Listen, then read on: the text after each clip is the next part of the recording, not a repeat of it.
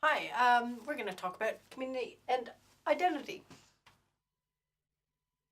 So, I think one thing I want you to think about when you're going through this, as with all the lectures, is to really think about what is the, you know, relevance of what I'm talking about to negotiation, mediation, consultation, and reconciliation, actually, as well. Um, and I keep referring to this over and over again. It'll probably drive you crazy, but we really do have to understand that meanings change over time, and they are gendered. There are cultural components, things that have meaning here don't have meaning somewhere else. It also is about different people's experiences, and that can be related to their different abilities, their sexualities, their color, all of these sorts of things. And so, what ends up happening is that we have all these different individuals, they all have different shared interests, and we have these overlapping communities and ways of knowing, ways of being. And so within that, these are the challenges that you're trying to deal with. Where this comes through is about people's internally defined sense of self as well as externally defined meanings and sense of self. And these things don't always match. So we might define communities by their geographical boundaries, by their postal code, whereas that may not be the case in terms of how people view themselves and their social grouping and around them and their networks. We also have situations where we define communities, let's say what's been in the news of the Sudanese community being associated with young male violence and gangs. That does not reflect the whole community, but due to the way that we deal with risk and we process information, our experiences, that might be the dominant definition. And so you have young people are constantly trying to fight against that profile, and it colors all their. Sorry, I didn't mean.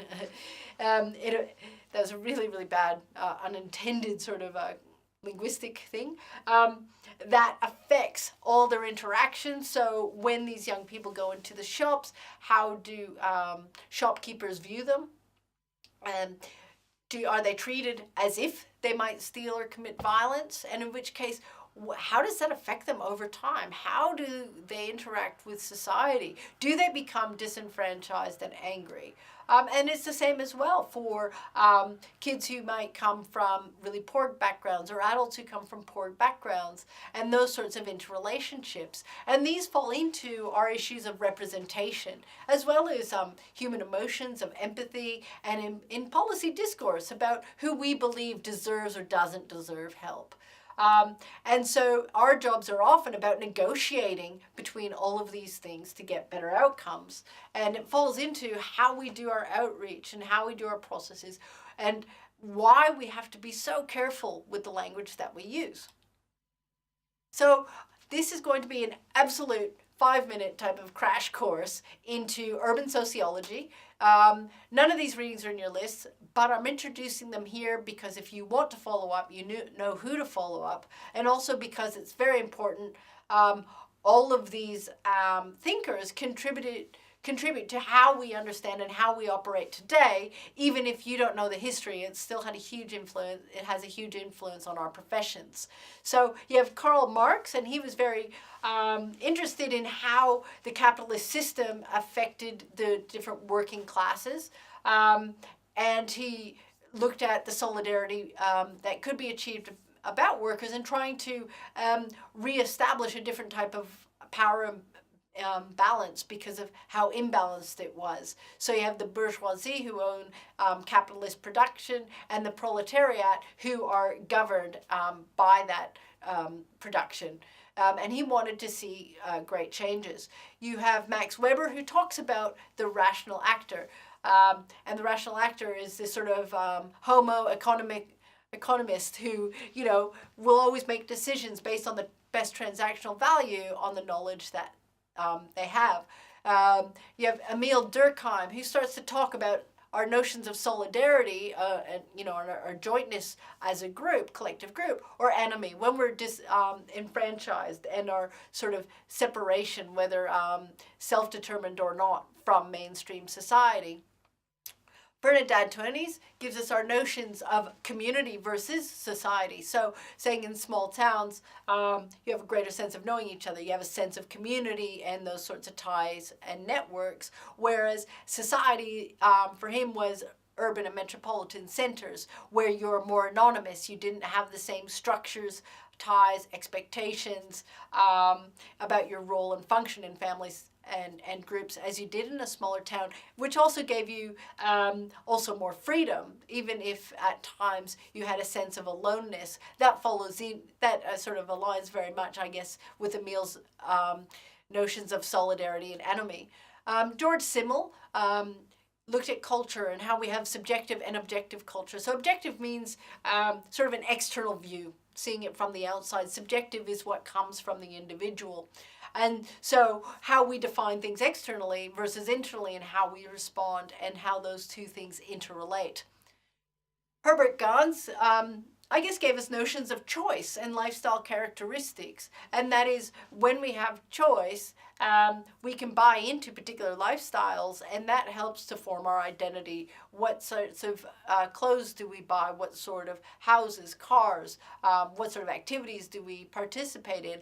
All of those things are a reflection of who we want to be seen as, and status, and all of those other interrelated factors. And then you have Claude Fisher, who looked at subgroups within cities. So you do have different subgroups. When I was growing up, it was like the post-punk mods and skinhead groups, and I think now you have emos and other groups.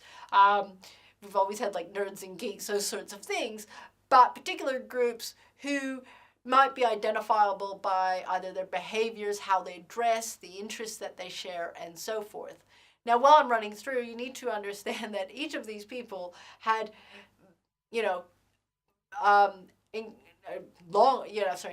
that all of these people had multiple ideas and have written many theories about how societies function and people's relationship with it. I am only highlighting a very, very tiny aspect of their work. And so when you further identify or try to explore the notions of identity and community, you can also look to George Herbert Mead. So he gives us this notion that we find what we're looking for, that we engage with our world through a stream of actions. And within that, everything is an object, including people, because we're constantly making decisions in relation to what's around us. Bergner and Kellner looked at multiple ways of being in terms of the pluralities of identity. So I might be one person at work, I might be another person at home, I might be another person when I'm playing on the sports team. And then you have Pierre Bourdieu, who's talking about the habitus. These are the ways of being, our modes of conduct. So, in one of the earlier lectures, I mentioned ontology. So he was very much in terms of our ontology of being. Irving Goffman also deals with that, but he talks about the presentation of self in everyday life. So what do we choose to show to the public, and what do we keep private? And, those notions of front room and back room. And that harkens back to, in the front room used to be the public space in, let's say, often in houses, whereas the back room was the private space of families, where, once again, how you interact and how you behave and present yourself is very different. And then we can start to look to structural changes to the community. So we talked about Ulrich Beck and Anthony Gins before about the risk society, but we can also go back to David Harvey and Manuel Castells, who looked at globalization. And with globalization, something called time-space compression. And that is, with new technologies, over time and over space, things become more instantaneous in a very globalized world. So information that may have taken weeks to go between countries via boat or over land, with new technologies, it started to get faster until now we have the internet, and we can get information instantaneously from anywhere around the world. And so that again affects how we relate to our societies, but also different groups that we might belong to in cyberspace. And Then we also have Michel Foucault, and he was very much looking at crime, discipline, punishment, which is basically the role of individuals and the state, how we govern, the techniques of governance, and also how people internalize those structures and operate in the world. Um, so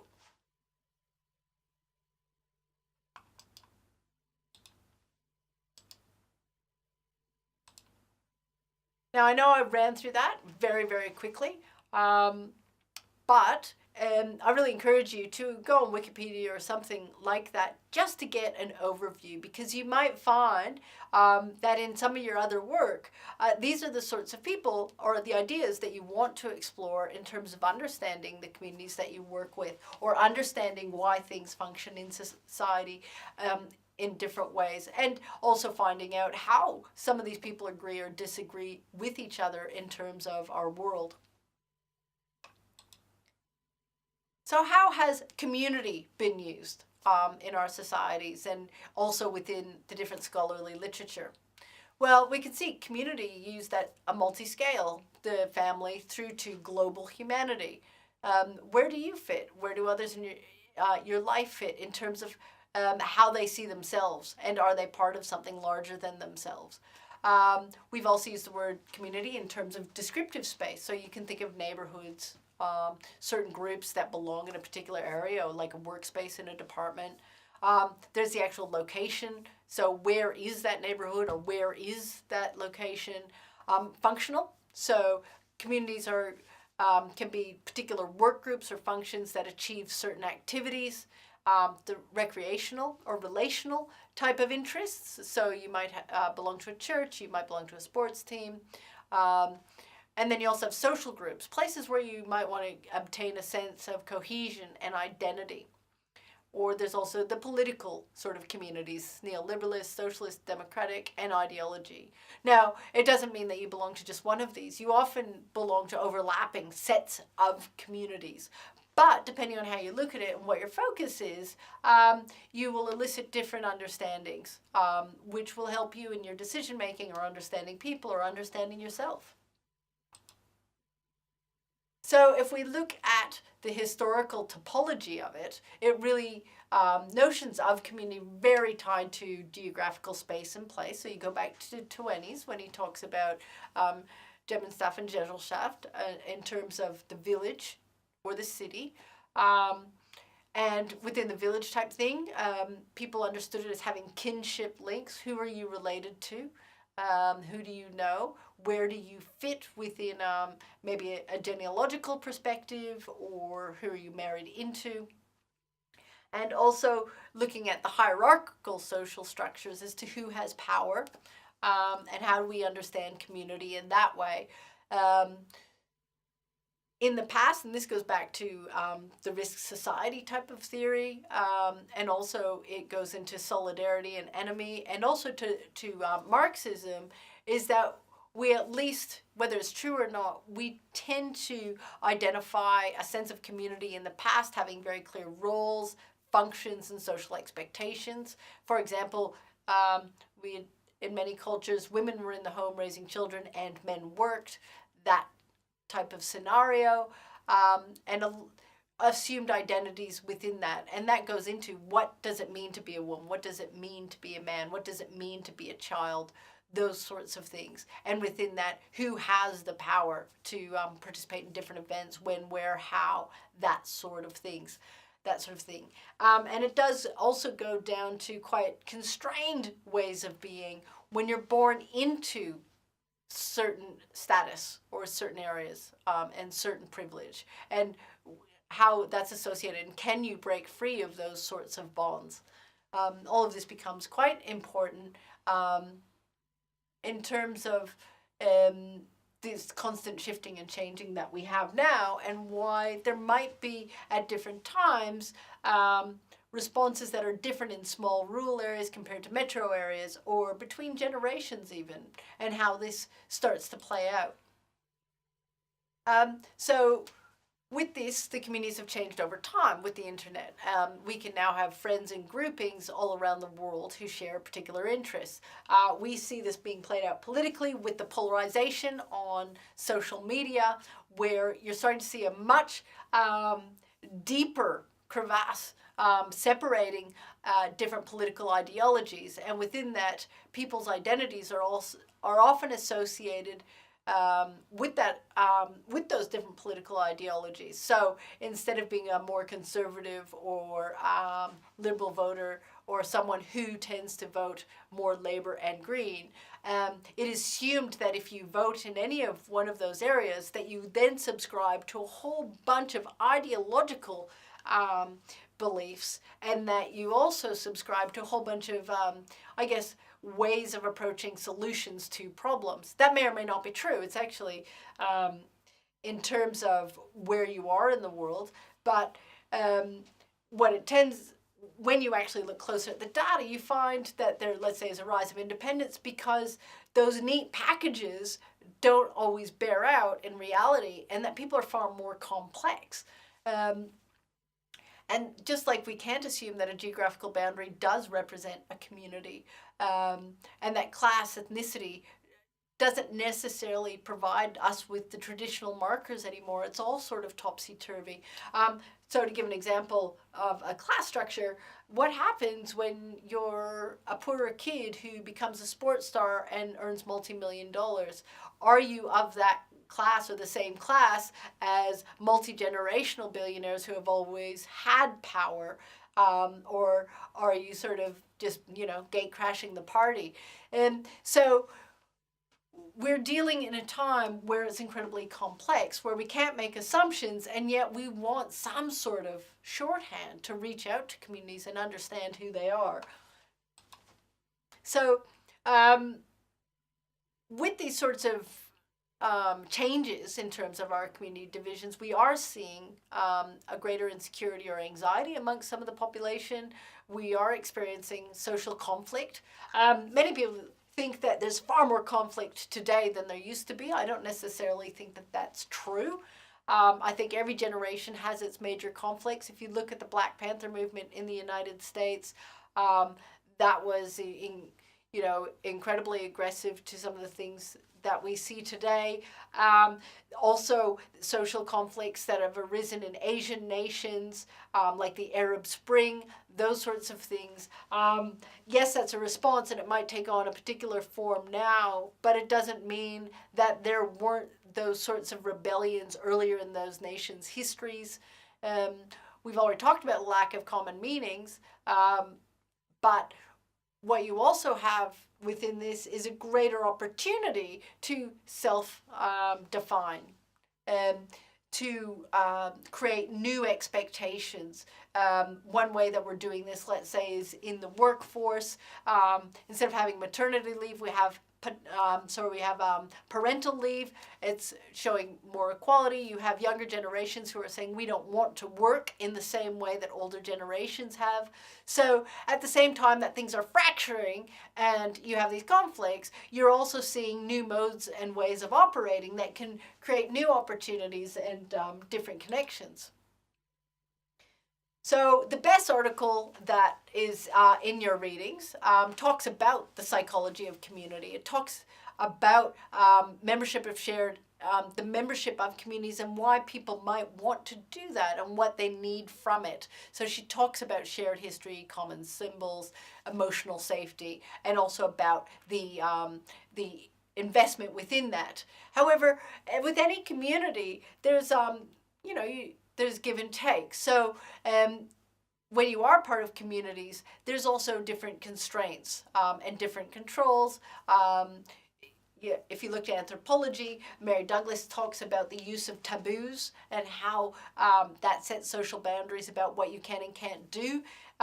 Within more formal communities, there's usually modes of punishment if you don't do the right thing, or corrective corrective ways of improving different behaviors, all of that sort of thing.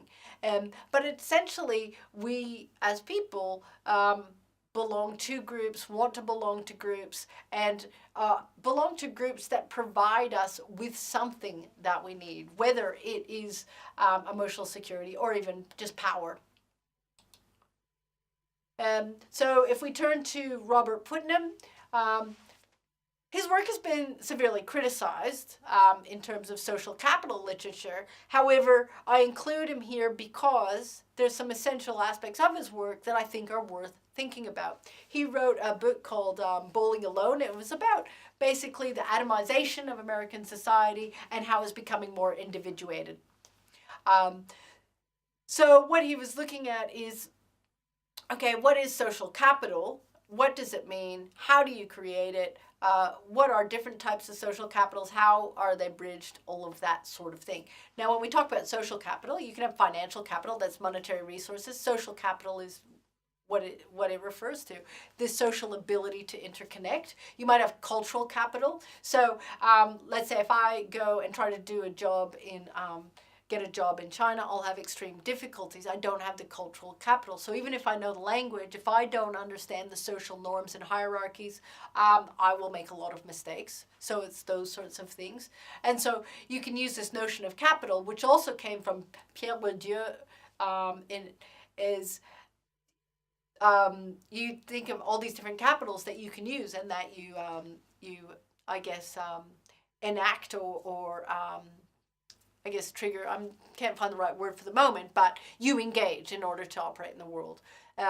So what the idea that Putnam was saying was individuals with higher levels of bonding and bridging social capital have access to a lot more resources, and they can participate better in society. And different groups, if they can bridge between that, can actually form allyships, and so they can work together to create change. The only thing is that with any small town, with any sort of strong grouping, you can also be promoting positive as well as negative outcomes. So if you look at the Ku Klux Klan or the Mafia, they exhibit the same sorts of things that any other social grouping does.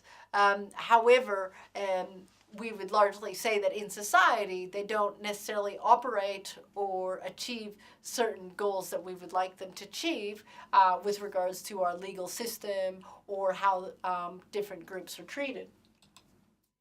So this brings in, I guess, practical dilemmas for negotiation and mediation, how you work. You are currently living in a society, especially in Australia, that since John Howard was voted in, has been largely based on a neoliberal ideology. This ideology assumes that personal choice, rights, and personal responsibilities are the core thing that we should respect. And therefore, it's really sought to downsize government and implement very much a user-type pay system, private health, private education, that sort of thing. It also means that within planning systems, when we're making decisions, there's a lot of liberty given to the free market. So if you can afford to buy land or a house, you get to do so. If not, you rent, and in which case governments have been stepping back from the provision of public housing, or they're very cautious about having policies that require a lot more affordable housing in terms of how to manage it. And these, of course, have implications in other professions as well. So in this sort of scenario, you're looking more at private transport rather than public transport. So that will affect the sorts of other professions that deal with the design, construction of those sites. So that's bringing engineers, archaeologists and whatnot, if they have to do the heritage management of these places, and also community development workers in terms of employment, access to employment, and all of these things. And within that, the reason why this is really important in terms of pointing that out, if you look at a stronger social type of democracy like the Scandinavian countries, they believe a lot more in government and the role that government can play in building a stronger society through collective nets. These are, they believe that education, basic necessities, water, electricity, gas, health, internet, transport, all of these things should be run by government and by through public structures, because the society can only flourish when we have greater equality. Polarization is seen to undermine that. And for them, a strong society means that all people have access to these basic needs and can therefore, regardless of where they come from, elevate themselves above their station if they need to. So whereas one is about distributing resources, distributing risks, distributing the benefits for the best outcome for society, the other is about being able to pay. And it changes the power imbalances in our participation in our political systems. So these are the sorts of things that we need to recognize and be able to identify, because they are associated with particular ideologies and ways of doing things. So really, in summary, individual and group identities are constantly reproduced through our social interaction. And it contributes to our ability to participate in any sort of community activity, and that these social processes are constantly changing. And it happens because of events in our macro environments as well as our micro environments. So I guess one of the last things I want you to think about is, why is it important for you in your career? And why is it important for this subject to understand all of these things that I've been talking about across the previous lectures? What is its importance, significance, its relevance? And how will this subject help you to do your future work better? And potentially, how will it help you to communicate better in other spheres of life, whether it's social or even with your family? And what does this mean in terms of practically how you're going to go about working with community on an everyday level, or when you're doing particular activities for particular purposes? Thank you.